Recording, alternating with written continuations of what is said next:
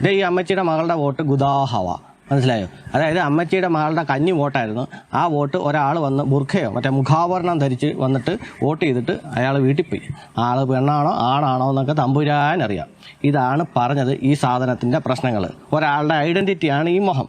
ഈ മുഖം മറച്ചുകൊണ്ട് ഇങ്ങനെ നടക്കുന്നുണ്ടല്ലോ. അതിനെക്കുറിച്ച് പറയാം. അതിന് മുമ്പായിട്ട് നമുക്ക് ഈ വീഡിയോ ഒന്ന് കണ്ടു നോക്കാം. ഈ അമ്മച്ചി പറയുന്നൊന്ന് ശ്രദ്ധിച്ച് നോക്കി. ആരിട്ടും സാറന്മാർ പറയുന്ന മുഖം മൂടി ഇട്ട സ്ത്രീകൾ വന്നിട്ടുണ്ടോ? അത് പ്രായം നോക്കണ്ടവര്.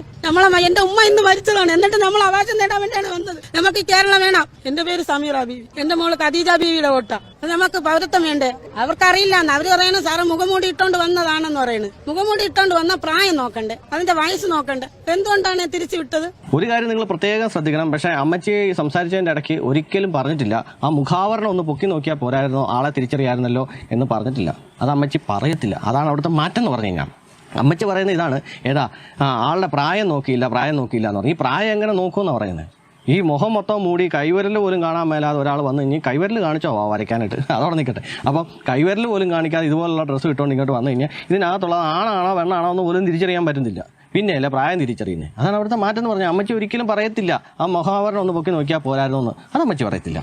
അതാണ് അവിടുത്തെ ഒരു പ്രത്യേകത എന്ന് പറഞ്ഞു കഴിഞ്ഞാൽ. എൻ്റെ പ്രിയപ്പെട്ട മുസ്ലിം സുഹൃത്തുക്കളെ, നിങ്ങൾ തന്നെ ഇതിനൊരു തീരുമാനമാക്കുക. അല്ലെങ്കിൽ പണ്ട് റേഡിയോയിൽ വന്നൊരു പരസ്യം ഓർക്കുന്നുണ്ടോ? അതായത് നിജാൻ പാക്ക്, നിനക്ക് എനിക്ക് എല്ലാവരും ചോദിച്ച് വാങ്ങുന്ന പാക്ക്, നിജാൻ പാക്ക് എല്ലാവരും ഉപയോഗിക്കൂ. ഈ സാധനം ഇവിടെ സംഭവിക്കും, മനസ്സിലായോ?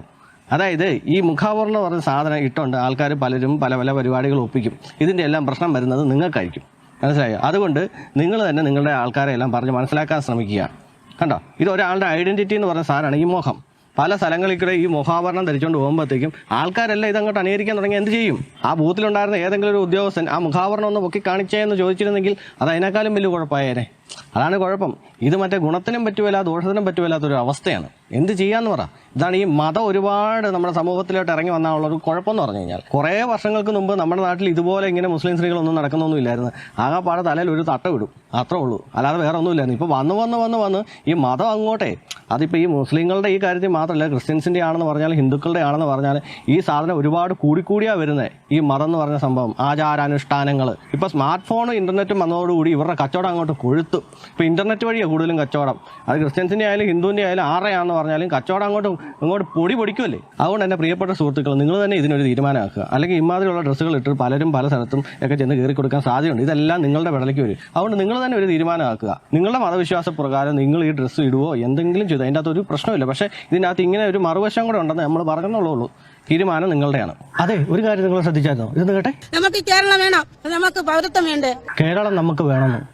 കേരളം കൈവിട്ട് പോകും, BJP വന്നാൽ എന്തോ കുഴപ്പമാവും, അതുകൊണ്ട് ഉമ്മ പോയി വോട്ട് ചെയ്തോണം, അല്ലെങ്കിൽ നമ്മുടെ കേരളം നമ്മുടെ കയ്യിൽ നിന്ന് പോകുമെന്ന് ആരെങ്കിലും പറഞ്ഞ് തെറ്റിദ്ധരിപ്പിച്ചിട്ടുണ്ടോ?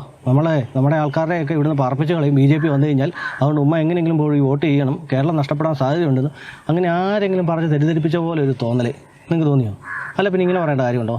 കേട്ടെ, നമുക്ക് കേരളം വേണം. ഒന്ന് ആലോചിച്ചെങ്കിൽ ഈ പാവങ്ങളൊക്കെ എന്തുമാത്രം തെറ്റിദ്ധരിപ്പിച്ച് വെച്ചിരിക്കുന്നതെന്ന്. BJP വന്നു കഴിഞ്ഞാൽ തല പോകുന്നതാണ് ഇവരെല്ലാം പറഞ്ഞ് പഠിപ്പിച്ച് വെച്ചിരിക്കുന്നത്.